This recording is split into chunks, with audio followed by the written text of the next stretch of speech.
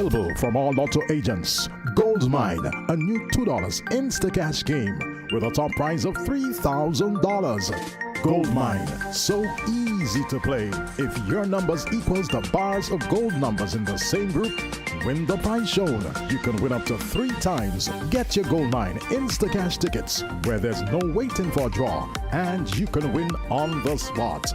Gold Mine, another easy to win Insta-Cash game from the National Lotteries Authority.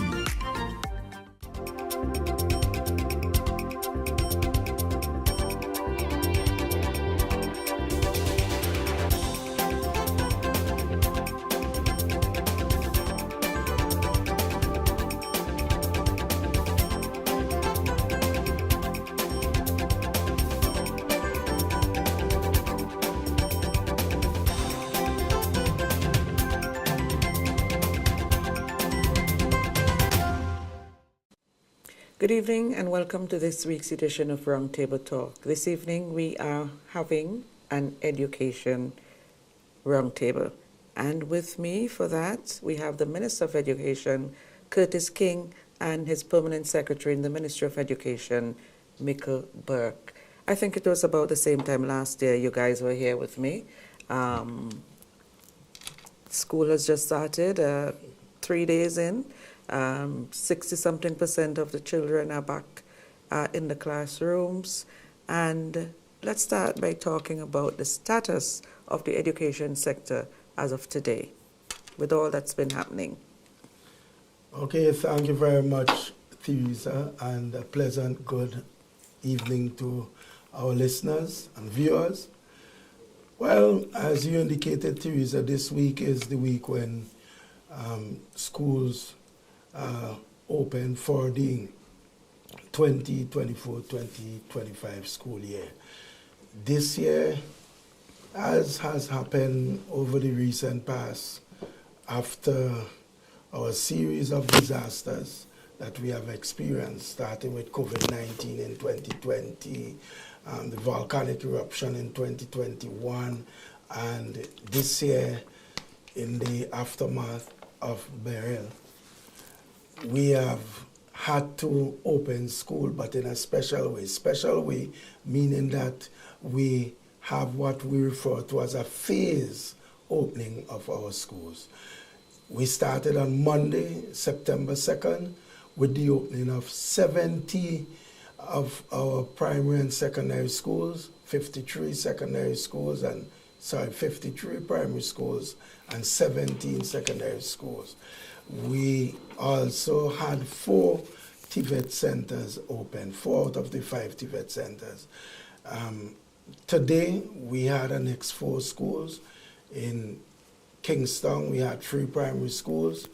So given the total that opened up to today as 56, the 3 primary schools that were open today, the Kingston Preparatory School, the C.W. Prescott Primary School, and the Kingston Anglican Primary School. The Emmanuel High School, MESPO, was also scheduled to open today. So that basically most of our institutions are up and running. However, as explained, we had some challenges this year. We had the passage of Hurricane Beryl, and Hurricane Beryl caused severe damage in terms of some of our schools. And where some were damaged, others had to serve as shelters for persons who lost their homes. And at one time, and I know P.S. Burke would give you the exact number, but at one time I know there were about 28 shelters 28 schools being used as shelters, housing over 1,000 persons. We are down now to about 3 or so schools that are still being used as shelters. So that in itself poses a challenge in terms of getting some of our schools up and running. And significantly, the issue of repairs to our schools. Now, once you use a school for shelter, you're going to have to do repairs. Because these schools, although they have been earmarked as shelters, they were not really built for 24/7 occupation. And as such, every time we use a school as a shelter, we have to do repair work. And also we have to do replacement of furniture and so on and so on. But I want to add that in addition to repairs caused as a result of the use of the schools as shelters, even before then, we had some schools where we had to do some repair work. I think I had explained this for some time.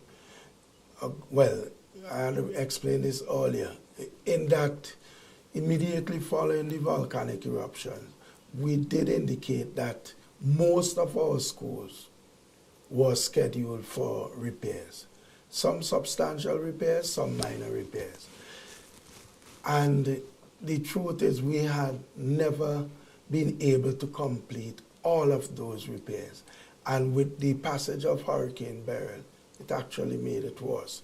So despite the fact that some schools might not have been used as shelters, but the truth is because they were already scheduled for repair, and only some of the repair work would have been done in the post-volcanic period, it meant that some had to be repaired this year also.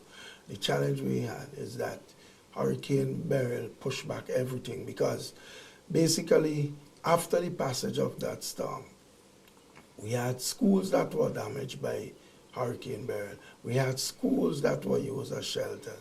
So we had to be doing new assessment of these schools in order to determine the nature and type of repairs. And as such, all that provided us with significant challenges in getting our schools up and ready for the second. That is to say, all of them. And that is why we had to do a phase opening. So those schools that had just minor repairs to do, those were open on Monday 2nd. And those with more substantial work to be done, they are scheduled to open on the 9th and on the 16th. So we're 3 days in, right? How has that process been going? Because I know there have been reports that some schools, even though they've started, they were not actually ready for occupation. So how has that been going? Okay, P.S., you want to start? I had commented. All right, so maybe I should present the context, the environment that we ask to operate and continue education. So immediately after Beryl, we had reports of about 27 institutions with minor to extensive damages. So we're talking about level 1 up to level 4 damages. And immediately we recognized that there would be potential delays in the reopening of schools because these buildings had to be repaired. Then the occupation of shelters. About 3 weeks ago, we had a total of 20 active school shelters with 559 persons. And our efforts to consolidate with support from the Ministry of Tourism and other entities were able to bring that number down to now we have, on mainland, we have one school that is used as a shelter. Okay, where is this? This is Georgetown. Okay. And we anticipate, because there's a plan in place already, where that school would be completely empty of occupancy of shelteries, so we can commence. And what is happening is that Brax is working simultaneously to get that facility ready for next week, Monday. But we have a challenge now. We have a challenge in Myro, we have a challenge in Bequia, and we have a challenge in Kanawan.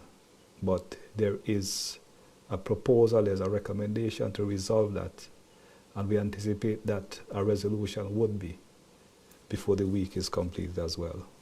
But work has been done on these facilities, and work is being done on these facilities. So where are we now? We are at a point where students have returned. Over 70% of our students have returned to face-to-face engagement. And they're doing so with an eagerness and teachers are doing so with a willingness. So we have to commend them for that. But we're getting pockets of reports as it pertains to readiness. But what we observed on Monday, that we had a day without major incidents, and we are grateful. And that is a testament of the unsung heroes who worked assiduously, who worked with commitment to get schools ready. Teachers were involved, Braxa, and the public would never see this, the work that happens behind the scenes.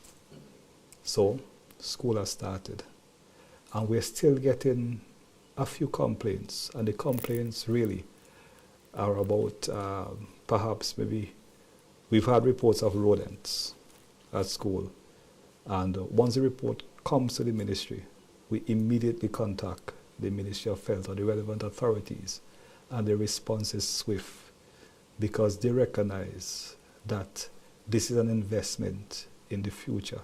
This is an investment in our students. And this is how we build a country through education. We anticipate that we would receive other complaints, but we have not received anything that will result in a change of the phased reopening of schools. We have not received any complaints that would lead the Ministry of Education to now close schools that have opened. As I said, students are in school, they're eager to be part of the school system again. We're putting systems, we're putting different mechanisms in place to ensure that it's as comfortable an environment. If you notice, we have even proposed with consultation with the Ministry of Health a change in the way students are attired because their safety is foremost.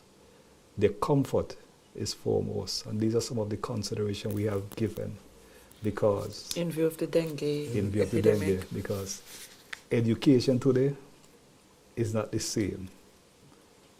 It is not the education product that we know it to be. We have different phenomena. We have different occurrences. We have different issues that seek to challenge the quality of education, but we persevere. We adjust and we pivot and we continue. So education is evolving. Okay, when we come back, we want to talk about some of those challenges to which you refer. We'll take a first break and we'll come right back.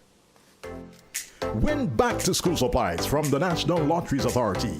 Simply combine $5 worth of non-winning Instacash tickets along with $10 worth of non-winning scratch tickets. Provide name and contact number and drop-in box provided at active lotto agents island-wide, qualifying you for 2 grand draws where you can be one of 20 winners of $1,500 worth of school supplies.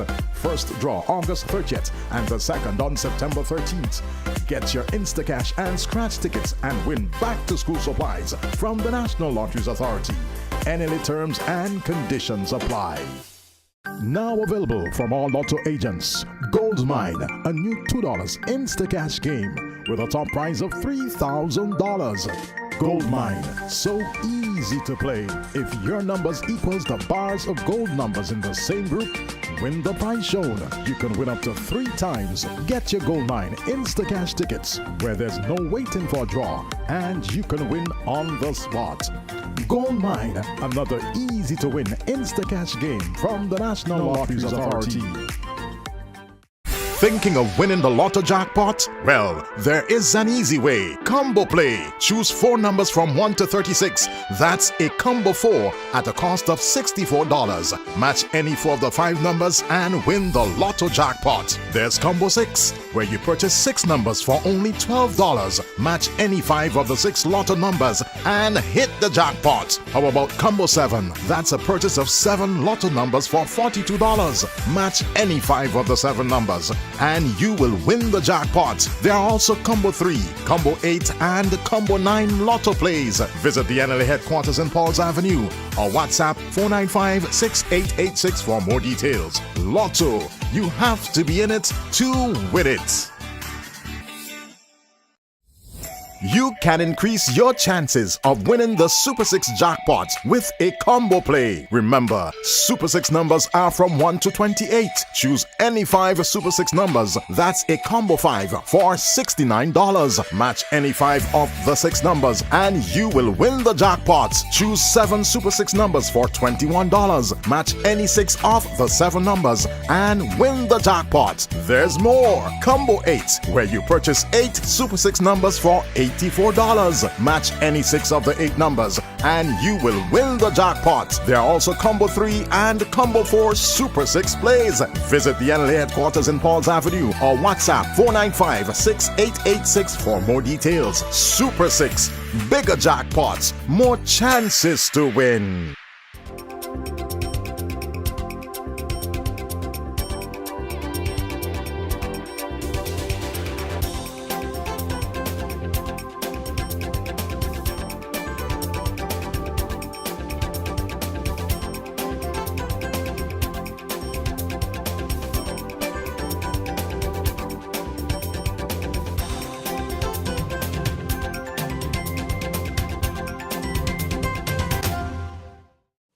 Welcome back, and just a reminder that you can interact with us via YouTube or via our Facebook page and also via WhatsApp, and I know that they'll put the WhatsApp number up on your screen so that you can see that.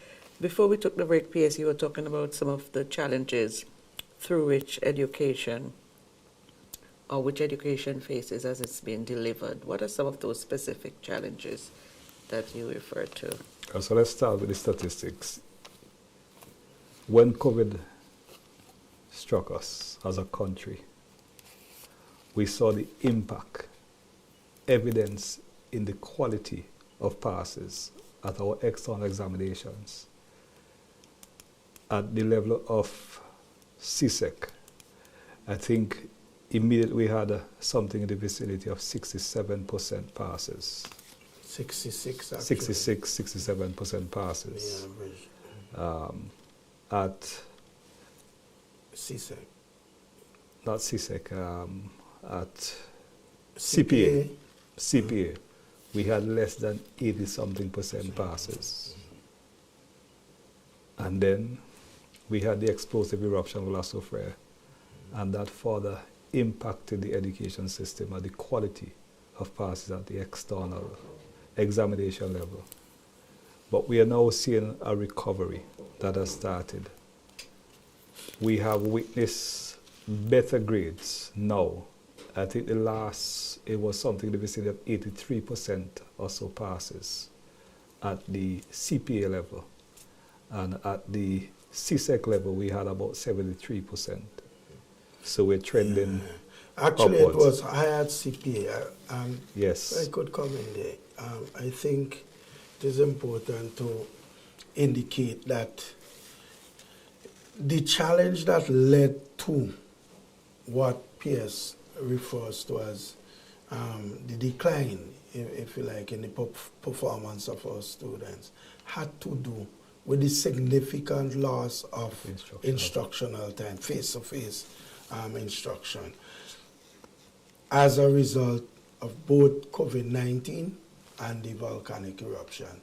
In fact, the students who wrote CSEC in this year, 2024, they were in Form 1 when we were struck with the COVID-19 pandemic.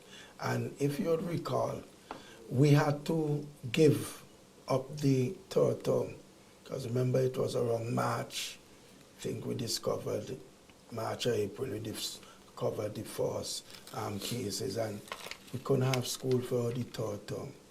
And so we had to give up that term. And then throughout the rest of that year, we had interruption.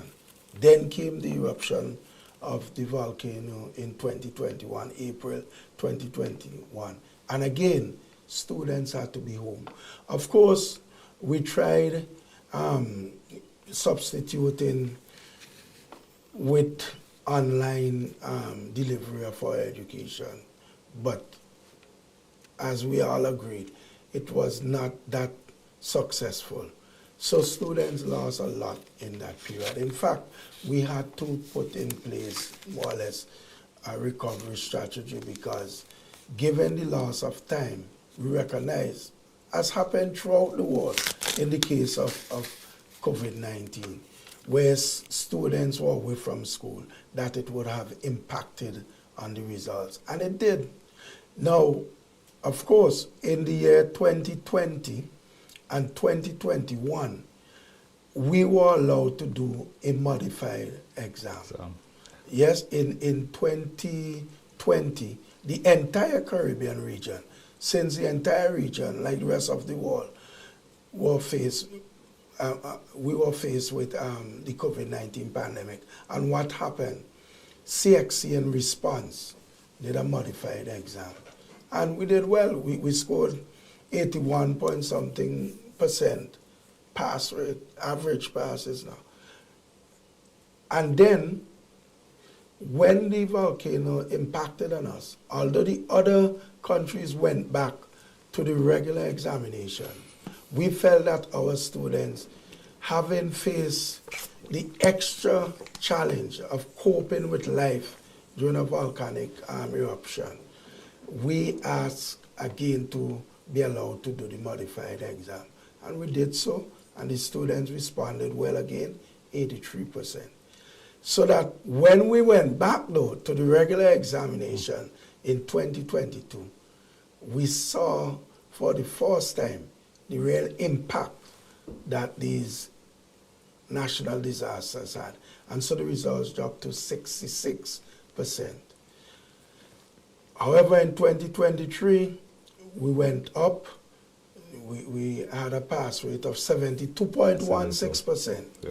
And this year, and we'll talk about the results this year, 2024, we went upwards again. And the results this year, the average percentage pass is 73.6%, which shows that we are actually trending upwards. And I would say, in the case of the CPA exams, those for the grade 6 students, we had the best result ever, in excess of 85% PS. We had the best results ever this year when we took the CPA examination. So it is trending in the right place. That, however, is not to say that we have reached, because as PS mentioned, there are some challenges. And for example, at the CSEC level, I'm sure everyone heard it, but it has been there for a while, where the performance in mathematics is not very good at all. Let's talk about that, because that is just not a local problem. It's in fact a regional problem. So let's talk about that. Yes. Series of regional statistics. Yes. We started writing CSEC examination back in 1979. You might have been one of the first that wrote it. You will say that. I'm not that young. I thought you were there. Yes, but back in 1979, we had the first cohorts doing the CXC examination. This is 45 years after. And you can basically count on one hand the number of times we here in St. Vincent and the Grenadines has scored over 50% average in mathematics. And the same can be said about our regional performance also. Now, and I always make the point, 2 of the times that we scored over 50% pass rate in mathematics, 2 of the times, you know the years, 2020, 2021. Why? I would say because the exams are modified. So we have a challenge in maths, and there has been no ends of discussion and what should be done, plans and strategies and so on. But we are not seeming to achieve the goal we want, that is enhance improvement in the mathematics. And When you look at this year, for example, the regional average is 36%, and our local average is 31.5%. Now contrast that with the overall CXC performance. The regional average overall, not for mathematics, for all the subjects, right? The regional average is 69%, but our average is 73.6%, way above. But when you speak to mathematics, we are below. So I'm saying there's a lot of discussion now about what can be done. There are some countries, and I've had calls from ministers of education, where the argument is, look, if we have been doing so bad at this exam for so long, then there must be something wrong with the instrument itself, the exam.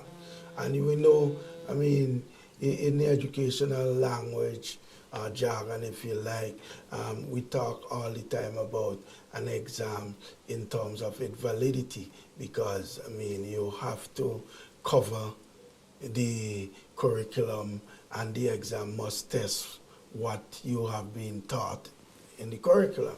So some people are saying, boy, they're not sure if it's a matter of the validity of the exam. Some people are questioning what is reliability of the marking. I mean, these are issues that are coming up. But as in our case, yes, and those are reasonable discussion. That should take place. But we are saying also, we have to look at our end. What is the problem with our math education? And we have to do the necessary investigation. And we have been saying now for a while, and we have been looking at strategies where we can do a proper study of our math education, starting with the primary schools. Let us find out, is it that our teachers are not teaching the curriculum? Is it that we have teachers who are not comfortable teaching mathematics? What is the problem? Do they need more resources to deliver the math curriculum? What is it? Is it teaching methodology? What is it? And so we have been, if you like, putting a lot of energy into coming up with a strategy to deal with this thing, because we cannot continue forever with the performance in mathematics. We must implement a plan, evaluate it, so that we could identify where our strengths are, where our weaknesses are, and build on the strengths and correct the weaknesses. Okay, we'll take a second break. When we come back, you have been a teacher yourself. We want to talk about whether or not you think that we can really fix this problem. Back in just a moment.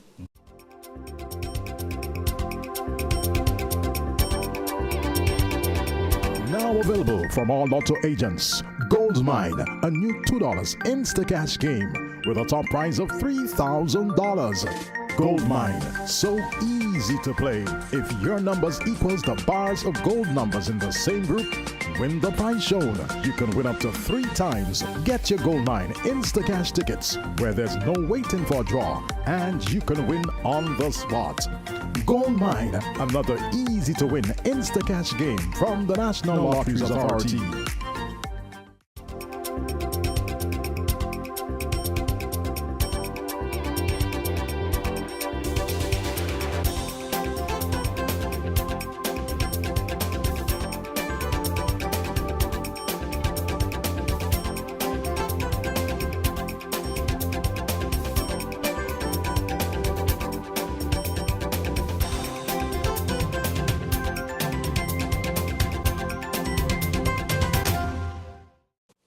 Welcome back. So during the break, we were in fact talking about this mathematics phenomenon. It's not just local, regional, but it's also global. Can it be fixed, and how?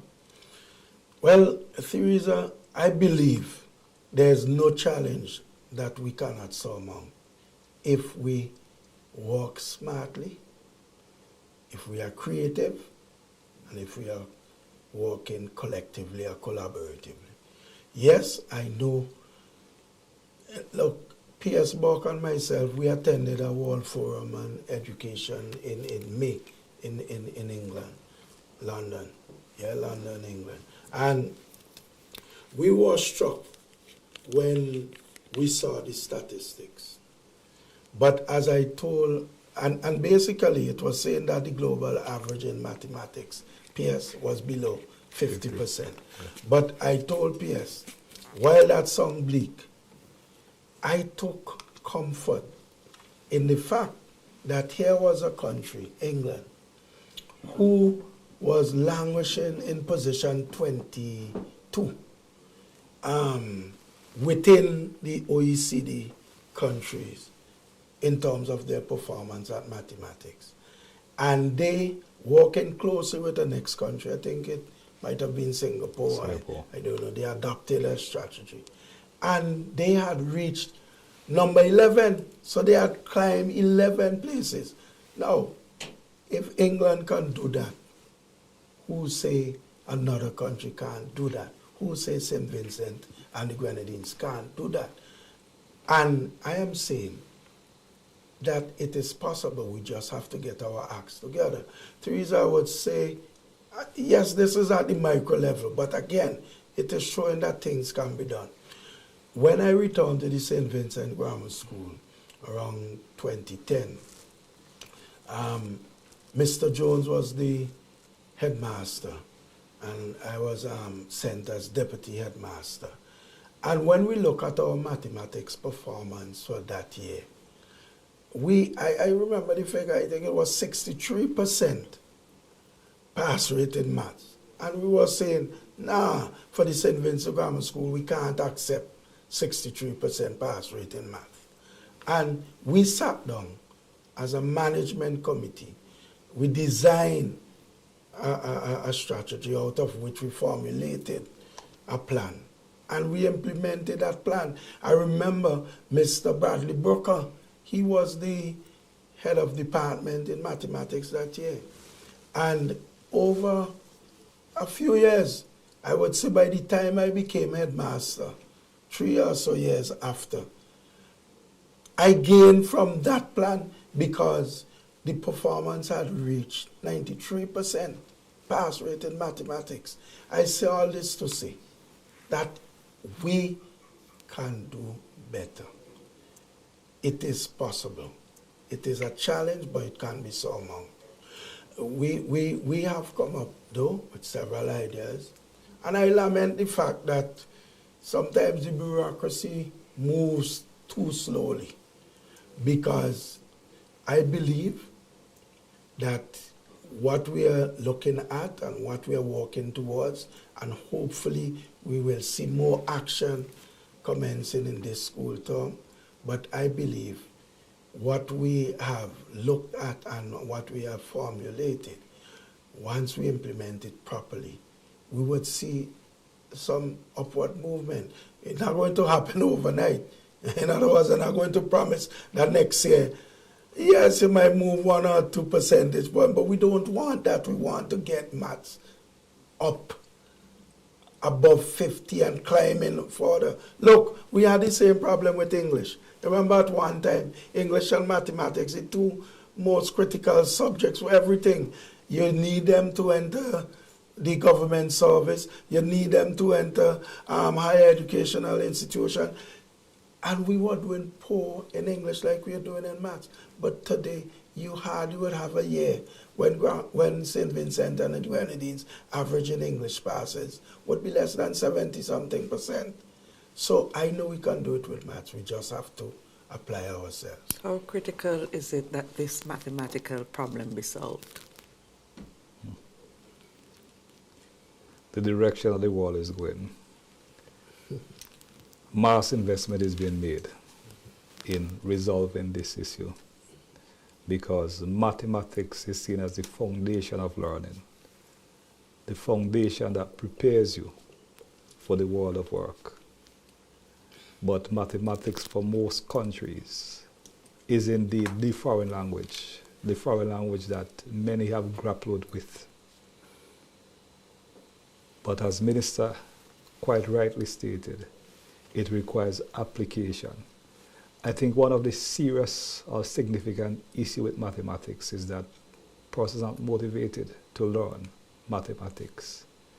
So it says too that perhaps we have to change our approach to teaching mathematics, make mathematics more practical, more applicable, to get students enthused, to get teachers enthused as well too about delivering mathematics. I would say, Theresa, how critical? Extremely critical. The world today is based on science and technology, regardless of what we say. We are employing science, technology, innovation as that tool to solve our problem. So I'm saying there's a practical application of science, technology to solve today's problem. What is the foundation for science and technology? Mathematics. So if you are weak in mathematics, then you're going to be weak in your science and technology. And if you're weak in your science and technology, then you're going to be very weak in solving some of the major issues confronting you as you seek to develop your country. It's as simple as that.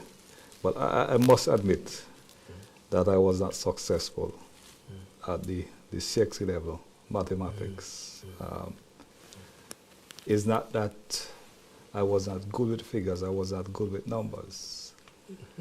But somewhere along the journey, there became a situation of disconnect with mathematics. And I think it started to when we got into things such as algebra, because I couldn't see how algebra could be applied. To the real world, right? And you see, that is it. There is a general disconnect with what is taught and what can be used and how it can be used. We're living now in an age of AI, and it is spoken of how do we use AI to improve the quality of learning in schools. And that's a global discussion now. There are considerations given out to the whole issue of plagiarism. What would constitute plagiarism if we use AI, the ChatGPT and the other instruments in school? But we are seeing more and more that technology is making learning easier. And sometimes it's to the advantage and to the detriment of our society and our society's growth, because you would have persons more willing or more inclined to use the different technological instruments to expedite work, but their knowledge may be limited. So these are some of the considerations we have to give. Does the Ministry of Education have a position on the whole AI question? Theresa, what we see, and we encourage our teachers, educators generally, like the rest of the world, to use AI as an advantage in the sense that it has the potential to help you, so use it. I mean, we are in discussion right now with well, I put it this way, an enterprise, yes? Smart home. Right. Well, I'm not even talking about smart home. I mean, that provided us with the emails. Yeah, the education. Yes, but no, I'm talking about the external people. I'm not going to call their names. But where we are talking about the use of virtual reality and VR. augmented reality, and so you're getting in the AI space, right? Yes, it has its potential pitfalls, that is AI, but it has great advantages to which it could be put, and we are also seeking out that. The point I want to make, though, that generally people do not recognize that the technology is there to help us to make our work easier, to solve problems. Why then should you not embrace it? I remember when the computer was being introduced, and everybody was so fearful of what the computer going to do and so on. But Can you go in any learning institution and don't see a computer? Now, computer exists in your hand. These little phones, you could do the same sort of thing. So why are we fearful of the technology? Look, I could go back. I remember when the calculator was the big debate about calculator not being used in exams and so on. But you go in exams, our calculators are being used. And I would say a practical application. Teresa, when last you go to a supermarket or some business establishment and anybody calculating thing out of their head, they're using something to calculate. So I am saying technology is there to enhance our living circumstances, and we should not be fearful of it. We should embrace it. Of course, we always have to be mindful about the ethical use of these things. Because, I mean, more and more, as we develop technology, they are presenting challenges in terms of what are some of the things that would challenge your value system and so on. So those are issues you have to deal with. But for God's sake, use the technology. Let us help us to live our lives better. And we have to find ways of using the technology in a balanced, I feel like, in an ethical manner. It doesn't mean we should ban it. And that is my position, and I believe that is the direction we should go. Okay, we'll take a final break. When we come back, we'll talk about new policy initiatives and what we should expect for the new school year. Back in just a moment.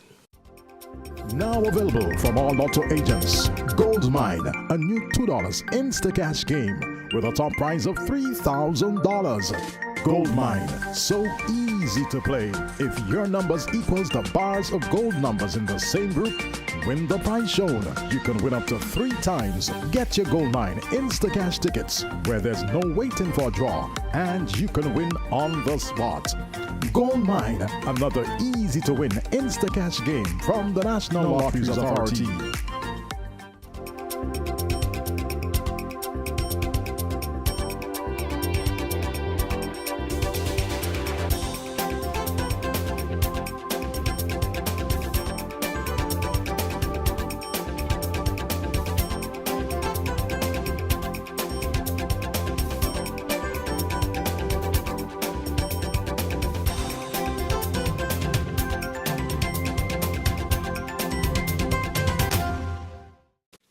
Welcome back.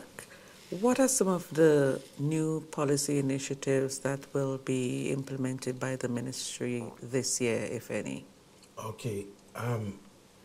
To start with, let me focus on the area of special education. Okay.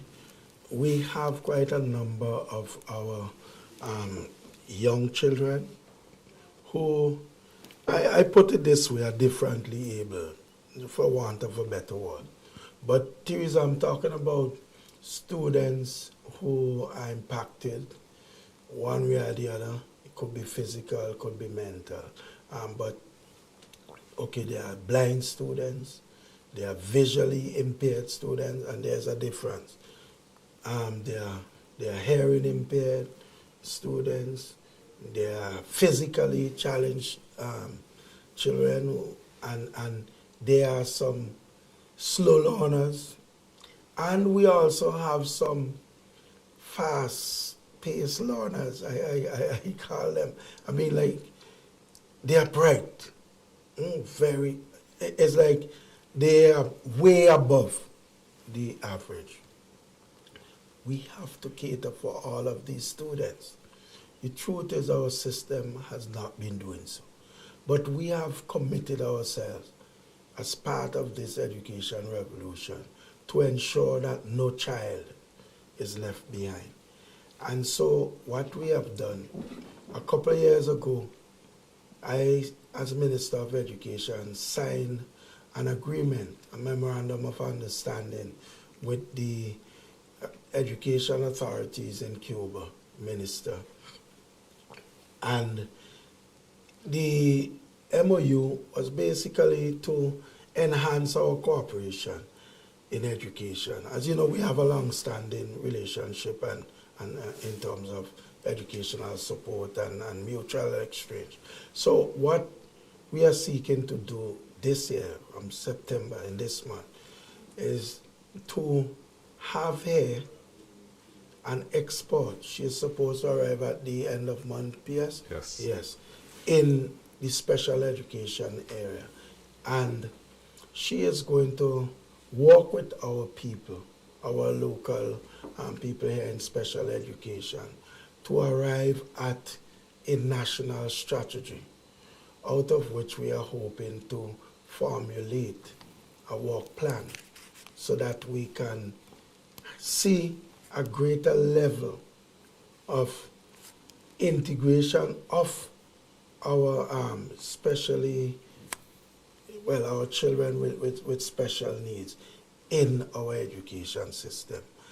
I would say this, Teresa, we have already started doing some things, but they are more piecemeal in approach. For example, at the Fair Hall Government School, we have students with different challenges, and they are making great progress, but we needed to give them greater support. We tried walking through a next, with support from an external, from World Bank, right? We tried a pilot project on the island of Beckwith. Yes, and we have learned some valuable things out of that. With the help of the OECS, we conducted a national, well, it was regional, but our segment, St. Vincent and the Grenadines, basically we completed this national assessment to identify some of the special areas and the number of students we have in each special area, whether they were suffering from autism, well, I shouldn't say suffering, but whether they were, well, the different challenges, autism, well, we could identify already who would be blind and so on and so on. So we identify all the different areas, okay? So we will be working with this export from Cuba, as I'm saying, to formulate a strategy, and out of which we are expecting to put together a program which would see a greater integration of our students in the regular education system. And if they are not in the regular education system, enhance whatever facility is there to meet their needs. Do the regular schools also provide for the special children? Some, not all. For example, at the Georgetown Secondary School, we have students who are, we have 2 students who are blind, and I must tell you they are making good progress. They're in the top stream. At least last year, our school year, they were in the top stream in their age group. And we also have at Adelphi, but that child is not blind. That child is visually impaired, okay? And we also have we have 2 students who are hearing impaired, also at the Georgetown Secondary School. So we have to do a lot of work with the teachers there. And the Ministry of Education, I mean, we are providing other support. For example, we had a project which was financed by TX Foundation, where we are providing certain equipment to the schools and students to help them, like learning aids. Right, learning aids, and like so Braille, I know specialized computers, even simple things like canes for the blind and visually impaired. So, as I'm saying, we are doing piecemeal things, but the idea of bringing in the expertise is to help us to develop a national program, so you have a national response. Yeah, And the national response the minister is referring to is an inclusive education model where no one is excluded.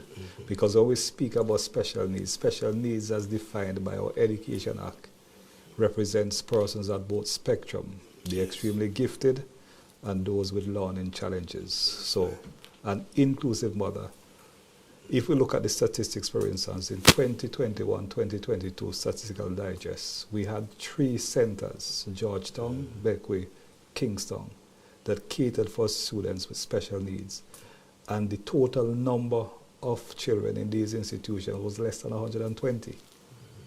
So we recognize quickly, and we hear it all the time, that there is a stigma attached to persons with learning deficiencies, with learning challenges, and there's a reluctance on the part of parents to bring them into the education system for fear that they will be ridiculed or left behind. So with the support from Cuba and the Cuban export, we're looking to develop an inclusive education model that gives these persons an equal chance to succeed in an education system. Okay, we spoke about the challenges in the sector. What about the opportunities? What are some of the opportunities you see? So, we spoke earlier about the use of technology. So that is something that we are adopting. The minister spoke about VR. So we are consulting now with professionals how we can use VR, augmented reality. We are doing all this recognizing that COVID presented us with a challenge, but equally presented us with an opportunity to diversify our education product, to do things differently. We are one disaster away from closing schools. So we have to innovate. We have to use the technology. So we've made investment in an education management information system, for instance, that we have rolled out in all schools. So things such as attendance, that is done now through the use of the education management information system. And the teachers can prepare the lesson plans and other things using this education management information system. Students can also learn remotely through the use of this education management information system.